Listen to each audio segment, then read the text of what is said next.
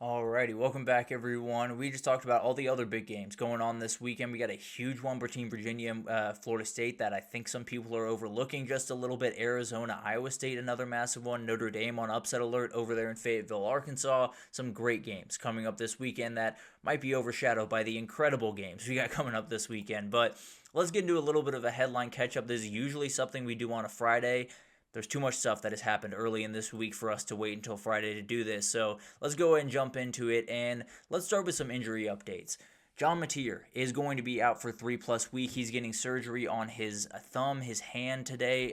It sounds like he has a broken hand in his a broken bone in his throwing hand. He is someone that absolutely is huge. Obviously, is the favorite in the Heisman odds right about now.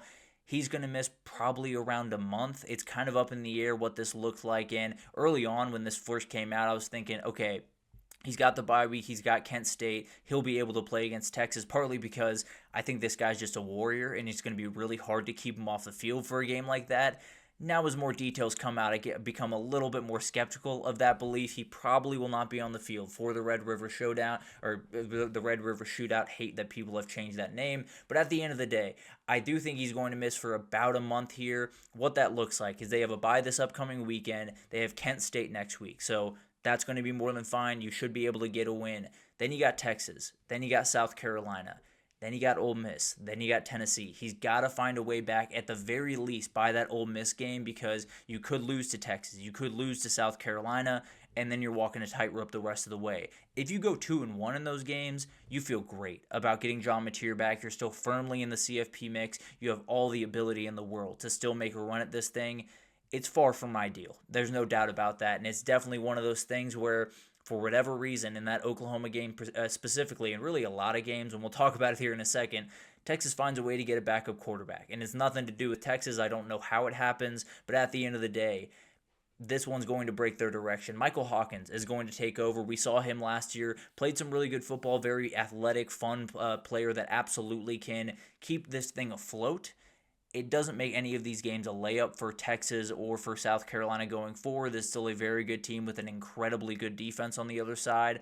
But at the end of the day, it's going to be an easier matchup for Texas going forward. The Oklahoma defense is going to have to step up in a big way over the next couple of weeks. But the reality of the matter is, let's say they beat Kent State after the bye week, then they lose to Texas, then they find a way to beat South Carolina, they're in great shape. If they lose the Texas and South Carolina game, they're probably trying to find a way to get John Mateer back out there for Ole Miss, because they're going to badly need him. But a terrible, terrible moment for the Heisman favorite, a guy that was so much fun to watch that you never want to see go down with an injury. He will be back. It's just how soon and what does Oklahoma look like by the time he does come back.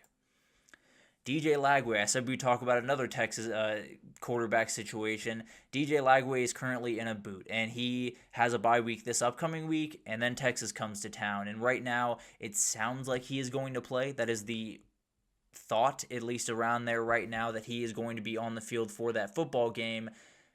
I'm a little bit more skeptical. I'll be totally honest with you, for a couple of different reasons that I don't necessarily want to, put DJ Lagway on blast or anything like that. I tend to believe he's not going to play in that football game. I'll just leave it at that for the time being. That would mean it would be Harrison Bailey out there for the Texas game. We'll see what that looks like. We'll see if DJ Lagway actually does end up playing, but at the end of the day, he is in a boot. He just can't stay healthy. And I hate it for the kid, because I think he's uniquely talented. I think he needs time. I think he needs practice. I think he needs reps.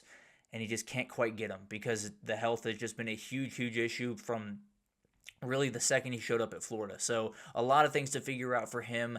At the end of the day, he's probably looking for a new place to play at the end of the season. Does he play the rest of this season for Florida is a big-time question mark, at least around the Florida fan base.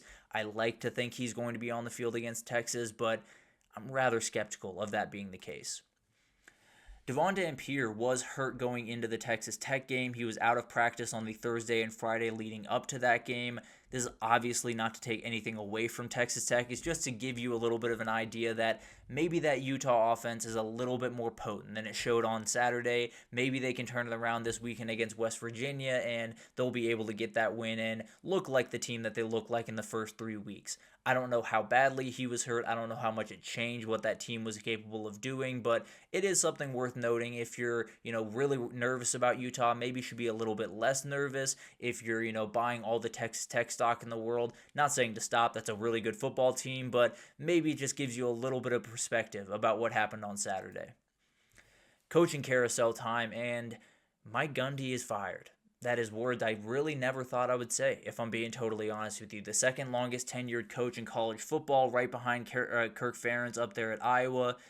Wild. The wildest thing I'd seen in quite some time, and I get it. You lose to Tulsa, it can't happen at Oklahoma State, plain and simple, the same way it can't happen at Oklahoma, and if it did, someone would get fired up there, I can promise you that, but an incredible career, an incredible dude, one of the best content machines in all of college football, I can promise you that. Was so much fun to watch and was incredibly successful at a place that prior to him had some success here and there, but wasn't this powerhouse program. He comes in 21 season, he goes 170-90, has 8 10-win seasons, wins the 2011 Big 12 championship.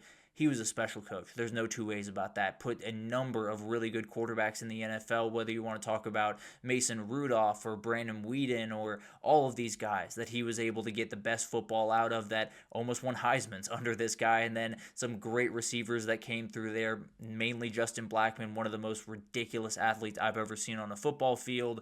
Incredible coach, an incredible character, a guy that when you lose someone like this from college football, it's never going to quite be the same. It's never going to quite have that same juice when it comes to press conferences around Stillwater going forward. But at the end of the day, I understand the decision. I kind of wish they were able to wait to the end of the season, but at the end of the day for Oklahoma State, probably better for them to get to the front of the line, especially with maybe a couple other coach firings happening here pretty soon. So hate to see him go. Really, really talented coach, a guy that really defined college football for quite some time.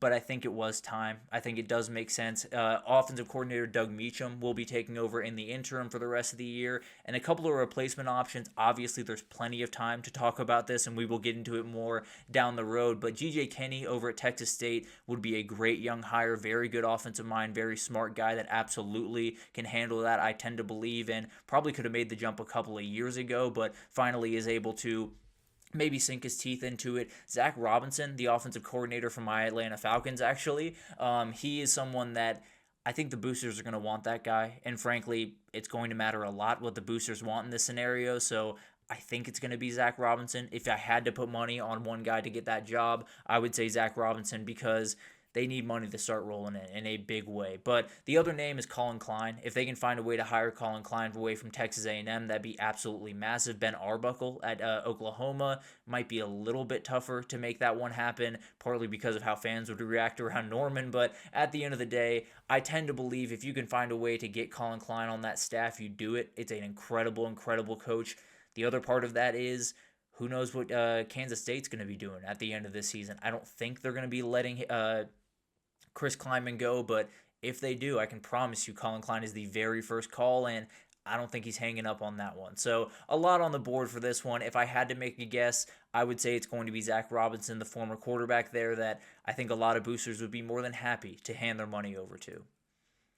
Virginia Tech is searching for a new quarterback as well. Pat Fitzgerald is a name to watch here. Got fired in a very kind of weird circumstance from Northwestern. Very weird story that has gone back and forth, been very, very confusing to follow. But at the end of the day, very good head coach. Absolutely a guy that can do more with less, which might be kind of a requirement at Virginia Tech going forward. Dave Clawson fits into that category as well. The former Wake Forest head coach, great X's and O's guy. Definitely a guy that I'm not 100% sure he can play the NIL and portal game the way he would need to, but at the end of the day, he'd have plenty of people around him that can do that as well. So I think that would be a great hire and maybe a little bit more of a safe hire. Clark Lee, if you can find a way to get him away from Vanderbilt, is a slam dunk.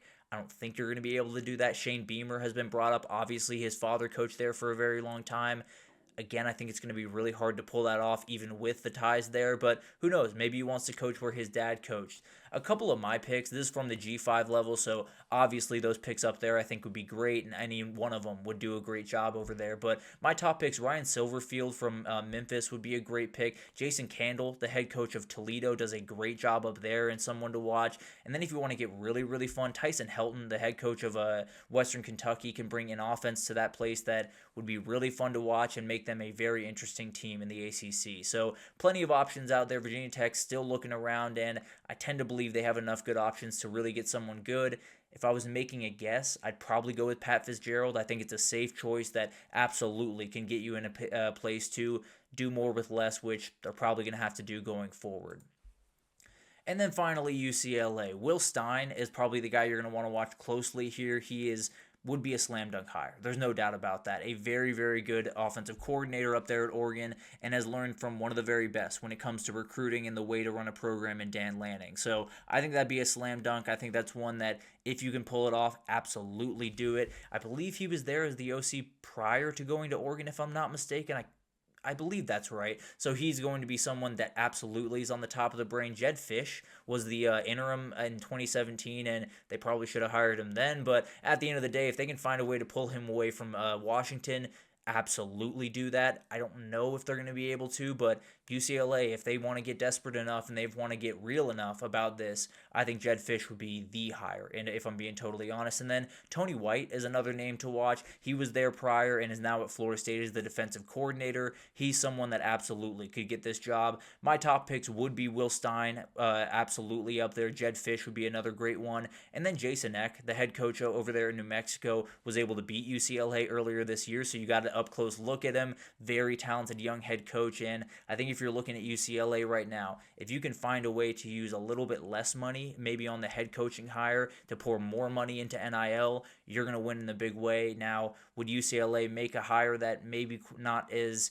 quote-unquote sexy as a Will Stein or a Jed Fish? I don't know, but at the end of the day, I do think it would be a great hire if they could get Jason Eck in there. The SEC released their schedules for 2026 to 2029. Obviously, this is not something we're going to spend too much time on because there's some really good football, and we'll get into all of it. But these are the annual opponents that were released by Chris Lowe a day before everything came out. Very, very interesting group of teams. No Bama LSU on here is a little bit wild. No Georgia Tennessee on here is a little bit wild. The winner, in my opinion, if there is a winner, quote-unquote, in this, LSU not having to play Florida and Bama the way that they usually have to is a rather big win. Now, you still have some tough games on there. You still have A&M, Ole Miss, so it's going to be plenty tough. But losing Florida and Bama, I don't think was upsetting to LSU fans. And then for Tennessee, you get Kentucky and Vanderbilt. Got to feel pretty good about that one. You were always going to get Alabama. Avoiding Georgia is a huge one. Avoiding Florida is a huge one. So Tennessee is in pretty good shape moving forward. I think overall this is something that we'll talk about in the offseason. I know there's a lot of different things to talk about with this, and some interesting little anecdotes and some cool rivalries that are being reintroduced and might be built off of this, and we'll have plenty of time to talk about that. For right now, I'm going to focus on the football going on this weekend and some really good stuff. But this is a really, really interesting thing, and definitely something that will totally change what college football is going forward, especially because this happened yesterday. The ACC adopted the 9-game schedule along with the one out-of-conference Power 4 opponent. It's essentially another sign of the Power 4 breaking off from the rest of the sport. And that can be good, that can be bad, depending on the way that it is rolled out. And that's something that I've always said. I tend to believe they would be better off having it be not different sports, but different divisions within the same sport. I tend to believe that's the best way to go about it. That being said, you can do that and break off and totally bury the group of 5 in that path, or you can break off while still keeping the group of 5 as a very viable product that keeps people's eyes, that keeps people's attention, that keeps them afloat. Going forward, I think that's another step in that direction. Regardless, we have plenty of time to get into this, and frankly, these conferences still kind of hate each other, so it might be a little bit harder to put this together than I'm talking about right now. But at the end of the day, I think it's going to be really, really fun to watch this unfold. It's going to be much easier to figure out who the actual best conference in the country is, rather than who looks the best on paper or who has the most number of names next to it. It is going to be the most numbers next to it, in those rankings. It is going to be really interesting to watch this unfold. I think overall it's something that is a major plus right now. Will it be a plus down the road? Totally depends on how the decision makers go about it. And frankly, I don't trust him to go about it the right way. But at the end of the day, we'll see how this unfolds.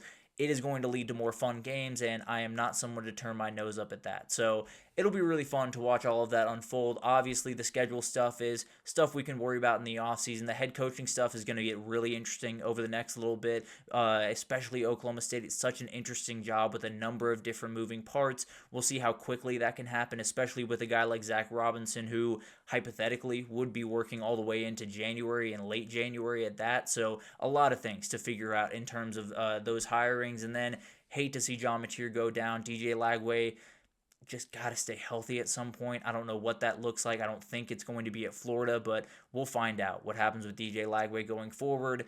And then whenever you lose a guy like Mike Gundy, it is a sad day in college football. An incredible, incredible coach, did so many great things for a program that is really, really fun, is really unique, is really different. And as a lot of people have said, that sky in Stillwater is just a little bit darker than anywhere else. It'll be a new head coach on the sideline for the first time that I can remember. I'm 24 years old. For me, Mike Gundy is Oklahoma State. It'll be weird, but they got some great, great options to find a way to fill that void. It's going to be an incredible week of football. There's so much stuff that has already happened off the football field. Now we get to focus on the football field. We got Oregon, Penn State. We got Alabama, Georgia. We got LSU, Ole Miss. We got USC, Illinois, and a million other games that would be the top marquee game if none of those games are on this weekend.